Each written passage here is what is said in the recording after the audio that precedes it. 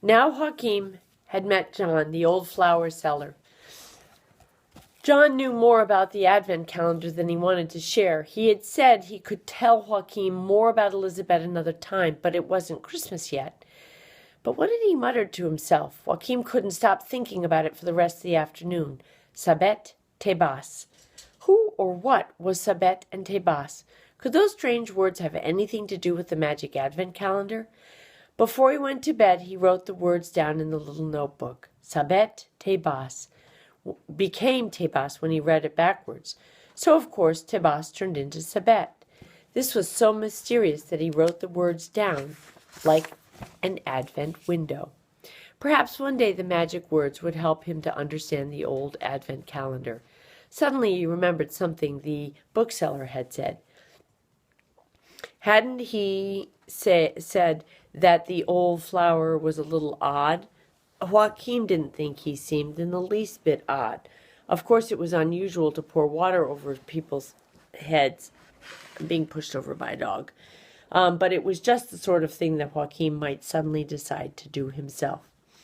When he woke up on the 9th of December, he quickly opened the Advent calendar door before Mama and Papa woke up. It was a picture of a man playing a pipe. The fifth sheep. It was the year 1378 after Christ. 3 godly sheep and a lamb with a bell stormed into the city of Hamburg. Behind the little flock ran 2 shepherds in light blue tunics, and one of them was carrying the kind of shepherd's crook you often see in the southern countries. An elegantly dressed black king followed the shepherds, and behind the king a little girl was running as fast as her little legs could carry her, and after the girl an angel hovered just above the ground. It was Sunday, and early in the morning. A few people were on their way to Mass at the Church of St. Jacobi. As soon as they saw the procession of pilgrims, they began gesturing with their arms. Some of them shaded their eyes, and one of them exclaimed, "God be praised."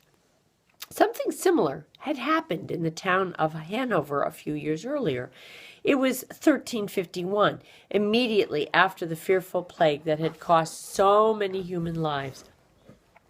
Not only in Germany, but in all of Europe. It was a Monday, and the stands in the great market square were about to open. Peasants in their worn homespun clothes and market women in coarse skirts had begun setting out their wares.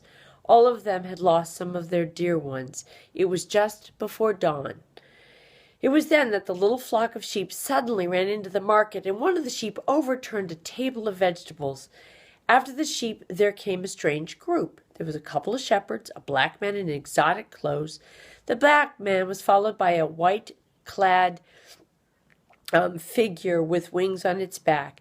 At the very end came a little girl. She stumbled over the shaft of a cart full of cabbages and lay there after the rest of the godly company had left the market. Elizabeth wept bitterly when she saw the angel Ephraim and all the others disappearing. It was the second time on this journey south that she had fallen and hurt herself. The first time she'd lost the lamb. Now she lost the procession of pilgrims and was surrounded by people she didn't know. The people in the market were terrified by what they'd seen. They crowded around Elizabeth, and a man poked her with his foot as if he was afraid to touch her. He wrinkled up his nose, but soon an old woman helped Elizabeth back on her feet and tried to comfort her. She spoke a language Elizabeth didn't understand. "I'm going to Bethlehem," said Elizabeth, and the market woman replied, "Hamlin? Hamlin? No, to Bethlehem." Those were her words, and the next moment one of the angels of the Lord appeared in an arc of light above the market.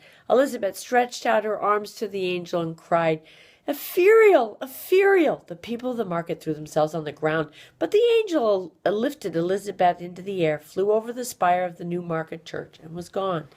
He put her down on a country road outside of town. There the sheep, the shepherds, and King Caspar were waiting, and the 3 men clapped their hands. "Isn't that just what I was saying? When one of the lambs is lost, the shepherd must leave his flock and find the lamb that has wandered away." He struck the ground with his crook and said, "To Bethlehem, to Bethlehem."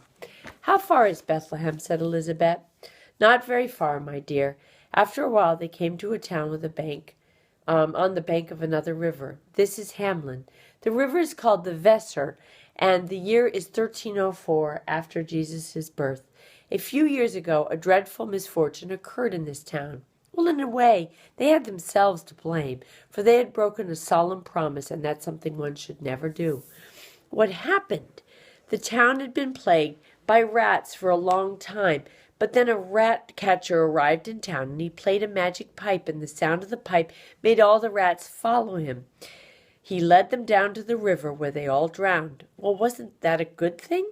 Yes, of course, but the people in the town had promised the man a big reward if he could save them from the plague of rats.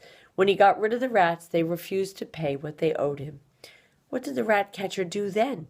He began to play on his magic pipe again. And now it was all the children in the town who were bewitched by the music of the pipe. And they followed him. They disappeared inside a huge mountain, and together with the piper, and were never seen again. Elizabeth realized that the woman in the market at Hanover had probably thought she was one of the children who had been lured into the mountain by the rat catcher from Hamlin. They were about to hurry on through Europe and even further back into history when a sheep came running towards them along the road and joined the other sheep. Now the flock numbered 5. Joshua struck the ground with his crook and said, "To Bethlehem, to Bethlehem." Joachim had found the key to his box and hid the piece of paper. When Mama came in a little later, he was sitting looking at the advent calendar. Mama leaned over him. "Well, look at that, a piper. Well, he's a rat catcher. They wouldn't give him his reward for taking all the rats away from Hamlin, so he took all the children away with him instead. The people in the town had broken a solemn promise, and that's something one should never do." Then Papa came in. "What are you two talking about?" Only then did Joachim realize that he had forgotten to be silent. "I'm making it up," he said. "It's something I'm inventing." "No, it isn't, Joachim. You're talking about the Pied Piper of Hamlin, and that's an old story from Germany. Who told you about that?" "What could he say?" "He had to come up with something clever. Ingvild, he said. She was his teacher, or maybe someone else in class." Well, he was lying, and he wasn't supposed to lie. But couldn't you lie about a Christmas present? After school, Mama and Joachim went into town to do some shopping, and on the way home, he asked if they could stop by the market square. There were not as many people in the market as in the summer. Some stands sold wreaths and candles, and others sold all kinds of crafts. "I wonder how they can stand here in the middle of winter. There's even someone over there selling flowers." Joachim laughed inside. "That's because the part of the glory of heaven straight down to earth." Mama pulled on his hand. "What are you talking about?" "Well, he's selling flowers in the middle of winter because the glory of heaven has strayed down to earth. You see, there's so much glory in heaven that it's easy for it to spill over." Mama shook her head and sighed. Obviously, she didn't like him using so many unusual words. John was standing behind a table with lots of flowers on it. He winked at Joachim and waved discreetly. After they passed, Joachim turned around. John was pretending to play on an invisible pipe. That's the end of chapter 9. Good night.